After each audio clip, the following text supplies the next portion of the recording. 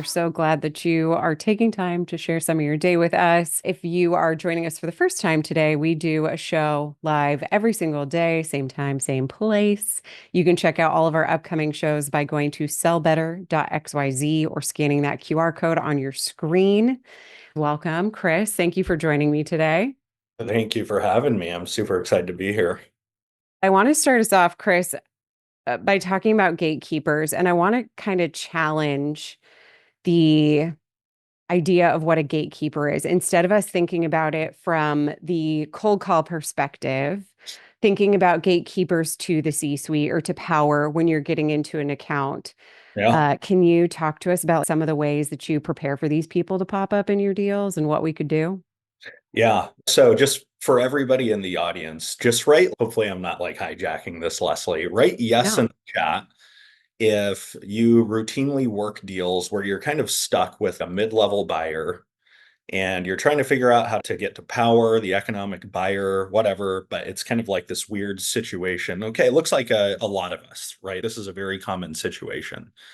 And so the question then becomes, how do you get access to that person's boss without alienating them, right? Because it's very easy to ask for access and kind of tick off the person that you're talking to.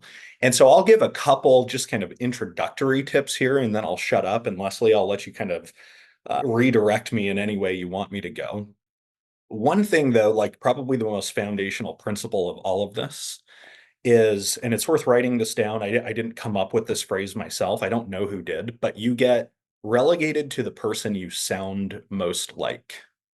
Okay, I've heard many people talk about that, and I think that's because it's true. You get relegated to the person you sound most like. In other words, if you're approaching a C-level executive and you start waxing poetically about features and functions, they're going to think about the person in their organizations and who is concerned with features and functions. And they're going to, at best, delegate you to that person. At worst, probably just ignore you. Okay, I remember actually being in a meeting at Gong. This was probably 4 years ago or so. And it was the CEO, it was a number of C-suite executives. I can't even remember what we were talking about, but some vendor came up and it was clear that we were talking about that vendor in terms of feature function. And the CEO just stopped the conversation. And I won't say who he delegated this to, but he was like, can we just have Jill? And that's not her name. Can we just have Jill go talk to them? And Jill, for everybody's, context, was like a mid-level ops person. And that's because the conversation we were having was very feature function oriented and not something that the CEO wanted to care about or any of the C-level executives. So he just stopped it and delegated.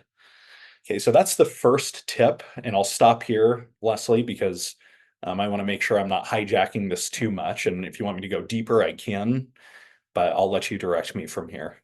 No, I think that's a great. I've heard that too. And it's a lot of times it's like how procurement gets roped in, right? Uh, We end up getting ourselves in trouble that way. And I see a lot of yeses in the chat here.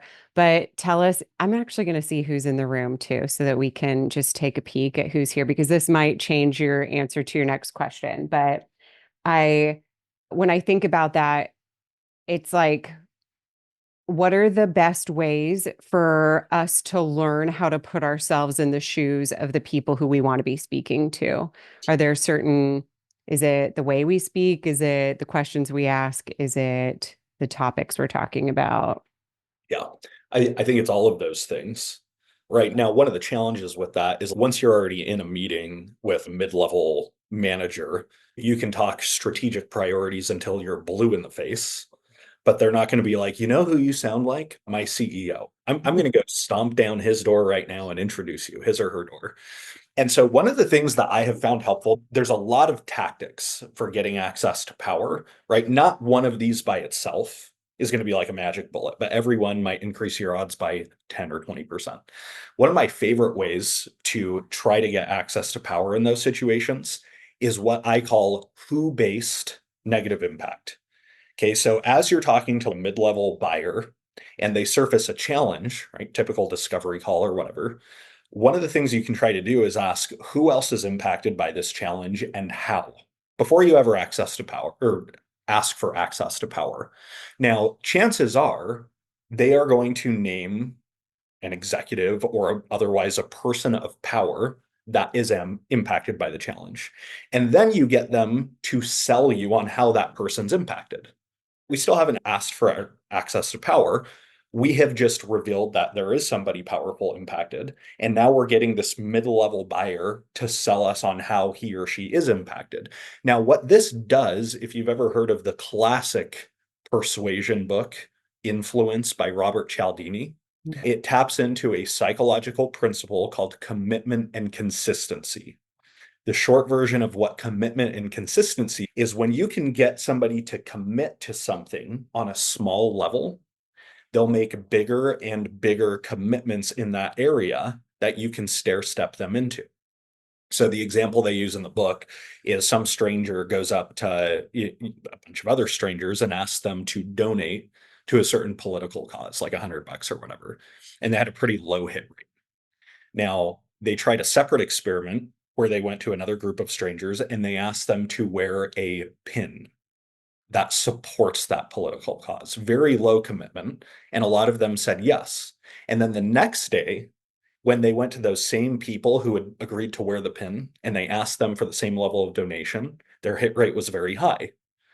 And so they're getting them to commit to like small acts and then stair step them up. That same thing happens in the situation I'm describing, where if you go straight for the jugular, so to speak, and you say, hey, can you introduce me to your boss? They're probably going to get an allergic reaction.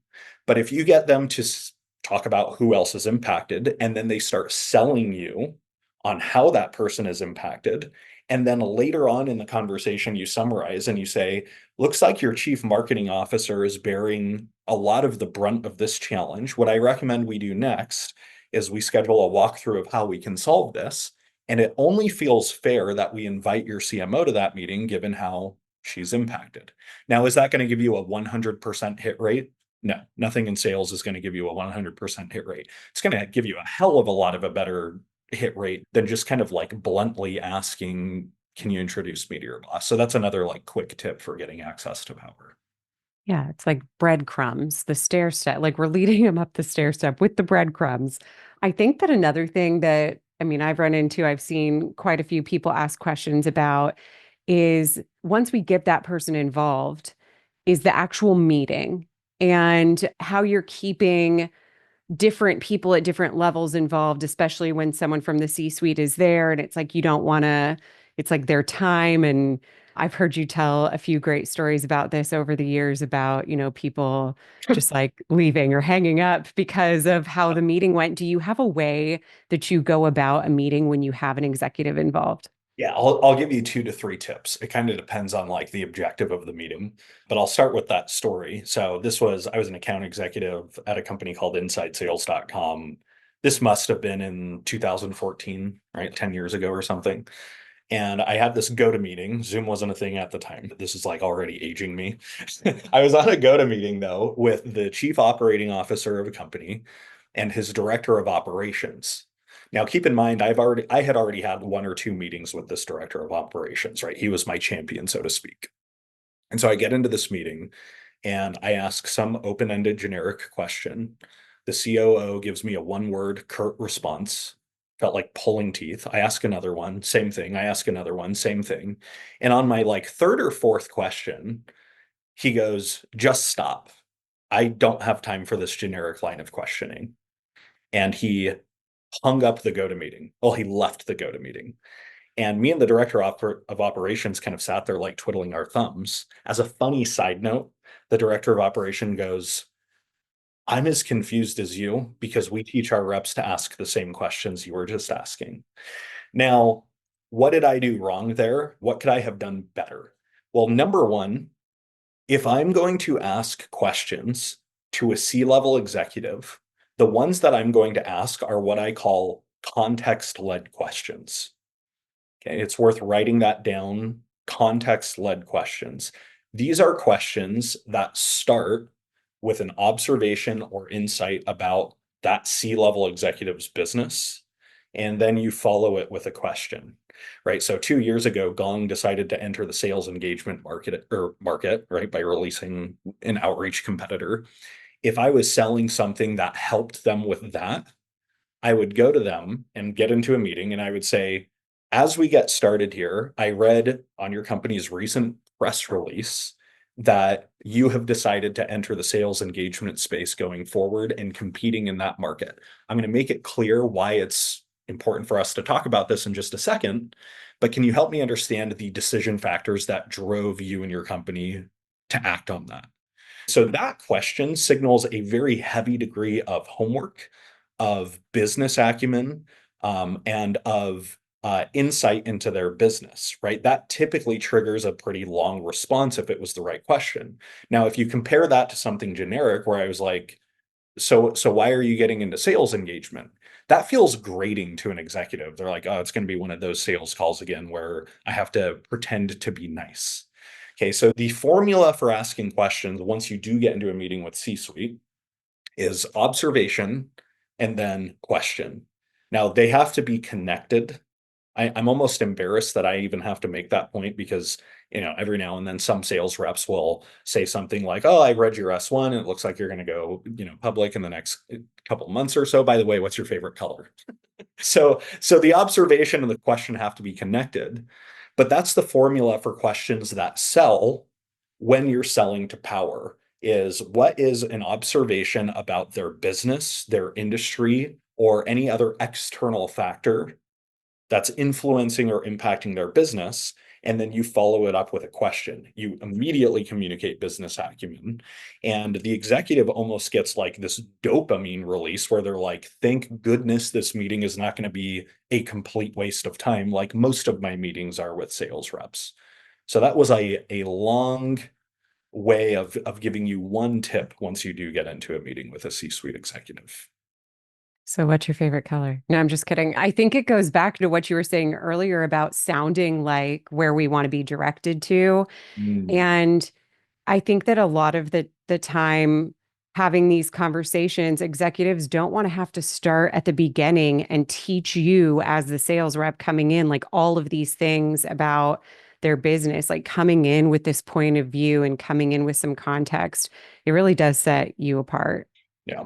You're having Other a thing you totally can different do. level of conversation at that point. Absolutely. The other thing you can and should do if you're selling to like mid-market or enterprise accounts is if you can get into the meeting with the C-suite executive, and let's say you've talked to two or three people in their organization, or you've otherwise done a round of discovery with people in their organization, if you show up to a meeting with a C-suite executive and you say, hey, I have one slide I want to share with you because it summarizes everything I know about you and your company, and it's based on conversations I've had with your people. And let me just show you what I've learned so far. Instant credibility. Instant, like, great, this isn't going to be a waste of my time because a C-suite executive expects you to have certain questions answered by the time you get into the room with them. The only exception to that is if you if you sell to small businesses and they essentially are your champion, right? They came in and asked for a demo request and there's nobody in the company to do research with. But if you sell to companies that have 200, 300, 500, 1,000, 5,000, 10,000 employees, you better show up to that meeting with a point of view on their business based on having talked to ideally several people. One that's worth keeping in mind, though, is accessing power is one thing, continuity with power is another. That's a more important metric in my mind, meaning if you had a meeting with a C suite and you never see or hear from them again, that's telling. Versus if you had a meeting with a C suite executive and they're willing to get on another call with you at some point in the sales cycle, you probably did something right in that situation. I really like that. And I think that's so common in a sales process. Tell us in the chat how many times in your sales process is the C-suite involved? Is it like a one and done kind of a thing, or is it they're involved in a over 50% of your calls? I'd just be interested to see what's something you do. Are you doing like a no action email where you're keeping an executive in the loop? Like, how are you keeping them involved in your sales process? Well, that's a great question because I think a lot of salespeople come out of these workshops and training sessions about selling to the C-suite thinking now they need to get the C-suite executive involved in every call. And that's not the case. You shouldn't do that. If you take like a typical enterprise sales cycle, right? Let's say it's 90 days or 180 days or a year or whatever the case is, the C-suite executive only needs to be involved in the quote unquote strategic meetings. So for an example, if you run like a proof of concept or a pilot or something like that, you need them involved in the kickoff of that or the alignment meeting where you define success criteria in the direction of the pilot. And then you need them involved in the recap, how it went at the end. But like the checkpoint meetings, a C-suite executive would see you as pretty like green if you were insisting that they be involved in all of those, because that's why they have day-to-day operational people, which is probably what your champion is. And so there's a certain level of acumen that comes along with knowing, is this the kind of meeting that I need power in? And which meetings can they bounce out of, and which ones are mission critical that they be a part of? That's going to totally depend on your sales motion, your selling environment, and your market. But just keep that in mind as kind of a filter, right? Start asking yourself that question. Which predictable sets of meetings in my sales cycle do I need Power's involvement in? And which do I not? And if you tell a C-suite executive, if you go as far as saying, look, we've got about 4 or 5 meetings during this mutual success plan. I don't need you involved in any of them except for this one. And here's why. They are going to see you as far more credible because they're going to walk away from that meeting feeling like this person gets it. I don't Mhm. have to be involved in all of those and they recognize it. Yeah. So, like, thinking about it is what are the more strategic points? What do you need? And the recap is an obvious great one. Are there other things that come up that common for you that you see that are like a good place to keep them involved or I anything? think anything that involves you doing something labor intensive during the sales cycle, you're going Okay. to want to meet with the C-suite executive first, right? Because a pilot or a proof of concept, great example. The spirit of doing something like that, right? A proof of concept is if this goes well and we hit the success criteria, you intend to purchase, barring legal review, commercial negotiation, and an act of God. That's the spirit of a proof of concept, which Right. means it should be on the second half of your sales cycle, and you should be aligning with the person who releases the funds that this is, in fact, the spirit of the proof of concept. A horrible way to do a proof of concept is to run one without executive involvement. Then you get to the end, the executive just becomes aware that this is even being evaluated, and now you've got a whole new sales cycle to run. You are running 2 sales cycles to maybe close one deal. Yeah. So that's one example is like anytime before a labor intensive aspect of your sales cycle, anytime there is a decision that needs to be made or direction that needs to be given for the evaluation. And then anytime there's some sort of like progress report or recap or something like that that you need to showcase to the decision maker because it informs their decision making. So those are a few rules of thumb. I like that.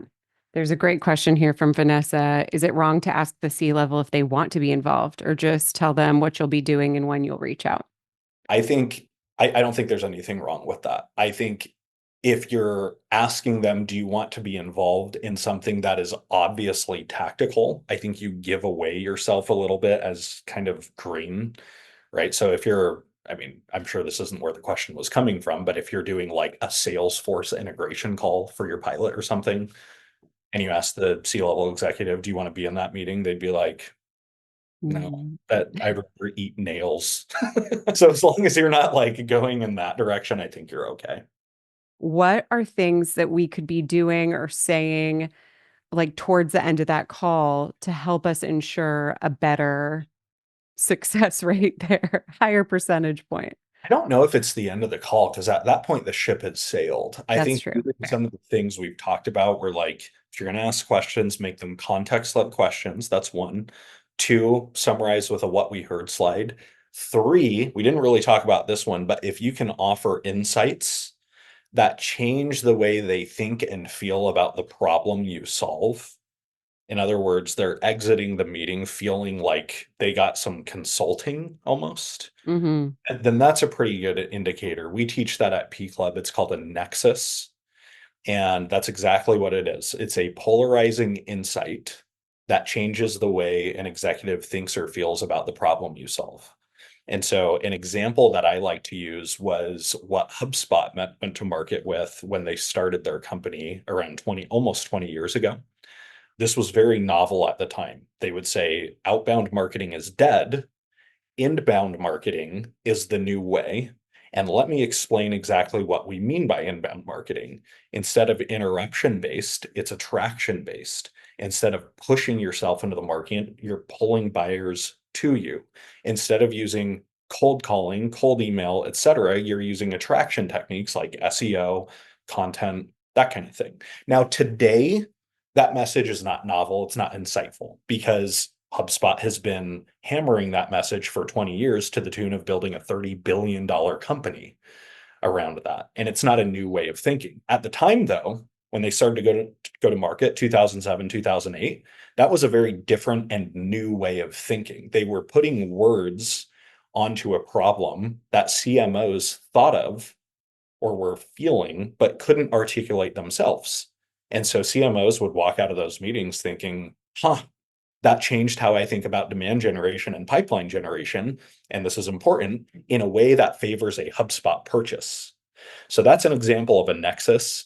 And that takes a while to get good at. You have to know your domain really deeply.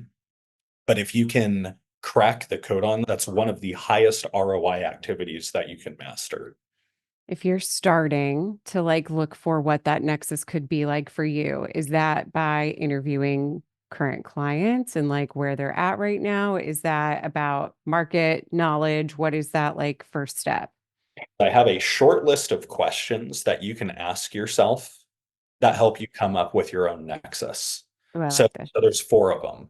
And, this is being recorded, so you don't have to memorize these. But question number one is what conventional wisdom do your buyers automatically accept that should be questioned? Right. So, what conventional wisdom do your buyers automatically accept that should be questioned? Right. Back in 2007, that was we need to do cold calling and outbound marketing and interrupt people to build pipeline. And HubSpot challenged that. So, that's one. Two, what do your buyers believe about their situations that is no longer true? What used to be true that they believe about their situations that's no longer true? Has something become outdated that they still believe? Number three, what are your buyers doing to solve their problem that's actually counterproductive? So in HubSpot's case, sending a bunch of spam. And then the fourth and final one, what do your buyers need to believe philosophically to choose your solution over your competitors? So asking yourself those questions one after the other, you're not going to instantly have a money-making nexus. But if you continue asking yourself that and you start to come up with some ideas and you test it in the market, I'm going to give everybody a warning. It's going to take you many iterations to nail this, right? You're not going to get it right the first time. You have to test it. You have to see what resonates. But those four questions will give you some food for thought for how to come up with your own, right? So we actually have several nexuses. Is it nexuses or is it nexi? Nexi? Yeah, we have a few of those here at P Club because when we sell to businesses, our platform, we call it a skill transformation platform. And so one of the insights we deliver to like VPs of sales is sales execution comes down to a couple things. There's what to do and there's how to do it. What to do is process. That's probably what you're doing already. It's your stages and your exit criteria. But my guess is your reps are struggling with the skills they need to execute your sales process. So, for example, if you have Medic or MedPick in place, your reps know they need to find the metric, the economic buyer, the decision process, the decision criteria, all that stuff. They might not have the skills to do it. The skills are the fuel for the sales process, which is the race car. And when we have that conversation, it changes the way a CRO, a VP of sales, a head of enablement thinks about sales effectiveness in a way that not in the moment, but eventually leads to a pclub.io purchase. Yeah. I think like that ability to challenge someone's, and I think that maybe that's something that a lot of people have aversion to, right? Where the sitting with the discomfort of putting something on the table like a Nexus or just something that makes someone think differently. But that's where the magic happens. That's where you're having the deeper conversations. That's where you're moving things forward. I hear a lot. I said the word aversion, and then I thought about this idea of loss aversion. Do you think that works like a loss aversion technique works with C-suite, or is that more at the mid-level manager level, or is that across the board loss aversion works for everybody? I think it's a human trait. C-suite executives are not somehow like superhuman where, Unhuman? yeah, where some of these things just don't apply to them. Now they might apply in different ways, but just for the room, what we're talking about when we say loss aversion, this isn't something I invented or anybody in sales invented. This is something that was pioneered in the field of or behavioral economics. I can't remember the guy's name who actually coined the term. He wrote a bunch of books, though, one of which was The Paradox of Choice. Daniel Kahneman, that's the guy. So very famous behavioral economist or economist. I think he won like a Nobel Prize for his research in this. So what loss aversion is this idea that it is twice as emotionally impactful to lose something as it is to gain the equivalent thing. In other words, if you lose $100, it's twice as painful as it is pleasurable to gain $100. Okay, humans are wired to not want to lose things. There was this story that I used to tell in like webinars. I can't remember where I heard it, but it was this story of a stockbroker back in like the 90s or 80s or whatever. And he called his multimillionaire client at 4 in the morning and he said, I'm sorry for calling you so early, but I thought it was important because if you act on this right now, I can make you $50,000. I can make you $50,000. And she goes, why the hell are you calling me at 4 a.m. so I can make 50 grand? I'm worth 10 million. Click. She hangs up on him. Now, this is more legend than actual story, and I can't even remember where I heard this. But the same stockbroker, a year later or whatever, calls the same client at 4 a.m. and says, hey, sorry for calling you so early, but if you don't act right now, you're going to lose $50,000. And she profusely thanks him for calling her at 4 in the morning so that she doesn't lose $50,000. Now, the question is, how do you apply this in sales? Because it can be very powerful if you can crack the code on this, because you will essentially double the level of motivation your buyers have if you can get good at that skill. One small but simple way you can start to do this and just get your feet wet is to take the same benefit statements you're already going to market with and turn them into the avoidance of loss rather than the expression of gain. Right? So if you're selling something to marketers or sales leaders and your message is close more of the MQLs you're generating or the leads you're generating into paid customers, that's a positive way to say it. A loss aversion way to say it would be stop wasting all of these leads you're generating and start closing them, right? Because now you're emphasizing what they're losing, which is they're spending a shit ton of money on leads that are being wasted. So, simple way to just start moving you in the right direction. Is it going to transform your deals? No. But sales is about taking every tiny advantage and using them to turn into a compounding advantage. And this is one of them. I like thinking about it from looking at benefits and like just changing that statement. It feels like a easy, like you say, get your feet wet. It feels like an easy way to walk into it. Jacques asks, is what can we do to sound more like the executive suite, the C-suite?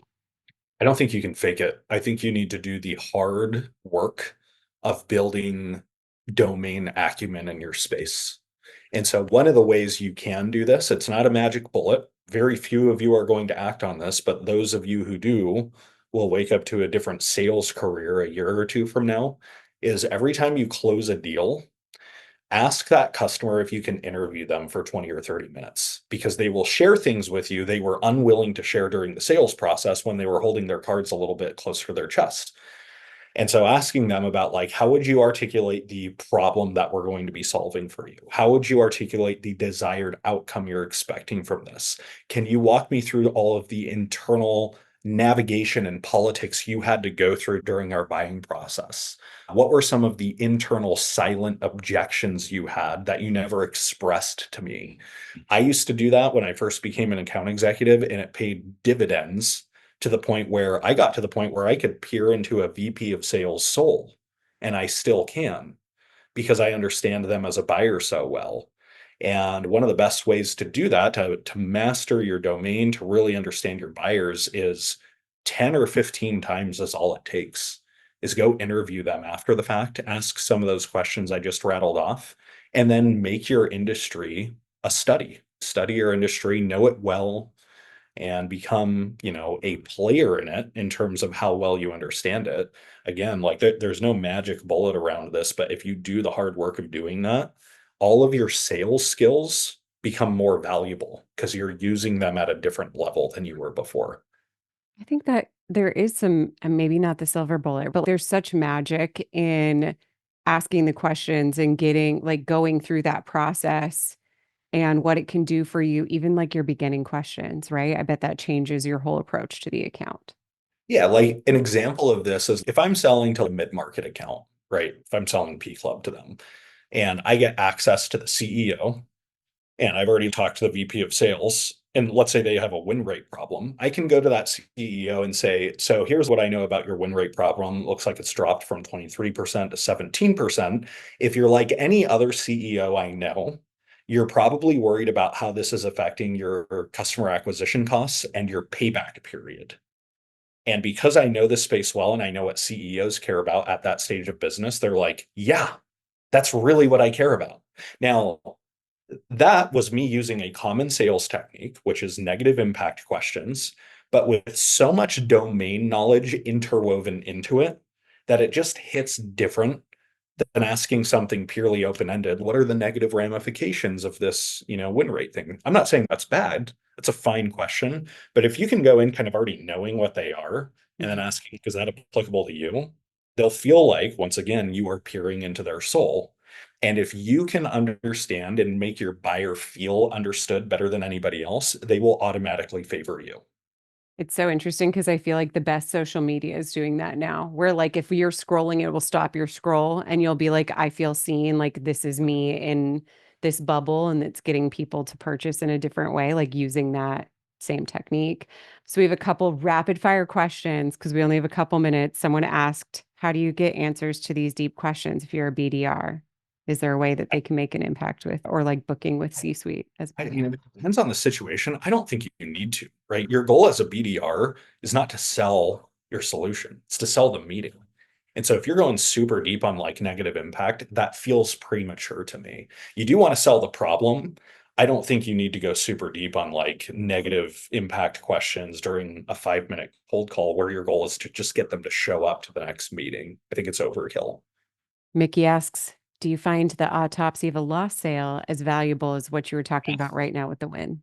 Absolutely. In fact, you can learn more because you usually don't know why you lost a deal, right? Sometimes they just go dark on you, and sometimes they write a cursory email that explains one sentence. But yeah, see if you can mix in deals you won, deals you lost. And if you can either even interview people that have never been in your pipeline, both customers and prospects, that's even better. Do you have a question for your close lost? Is there like a go-to that you like your number one question you would ask from them? I think in those situations, you need to ask a question based on whatever they started with, right? Your question should be spontaneous, kind of like you're an investigator. But the first one is simple, is just look, I'm not going to try to overcome your objection. That's not what this is about. So you can speak freely with me, but help me understand why you didn't buy. And that's the first starting point. And then I would go down whatever rabbit hole they take you down from there. But the point is, you need to make it very clear this isn't some desperate objection handling cloak technique. where you're going to do that cheesy thing and they give you the answer as to why you're not going to buy or they're not going to buy. And then you go, oh, I didn't answer that. And then you like try to convince them. Come back. Yeah, let's try Yeah. again. Can I start from the beginning? I think I first off just want to say thank you for your time today. But Chris, we do have a special code for Chris's program, the Platinum Passport program. I'm going to stick it here in the chat. And if you use code sell better, then you'll get a discount. Chris, any last words of wisdom for us as we are going to get higher than 7 and 9% in our executive conversations? I just encourage everybody to invest in yourself, right? We have this thing I like to tell people where the right measure of distance between where you are in life and where you want to be in life is not time, it's skills, right? You can get anything you want in life by acquiring the right skills you need to get there. And you can collapse the amount of time it takes by investing in the right skills to get there. So our kind of motto, so to speak, is you're not years away from everything you want, you're skills away. I've routinely gotten that advice from mentors throughout my life, and it has always turned out to be true. I think that's beautiful. And so true. Time, skills, we can That's get there. yeah. And that's why I feel like so many people show up here. So thank you all for being here and taking the time. And Chris, again, thank you for sharing some of your wisdom with us here today. And we'll chat real soon. All right. Thanks, Leslie. Take care.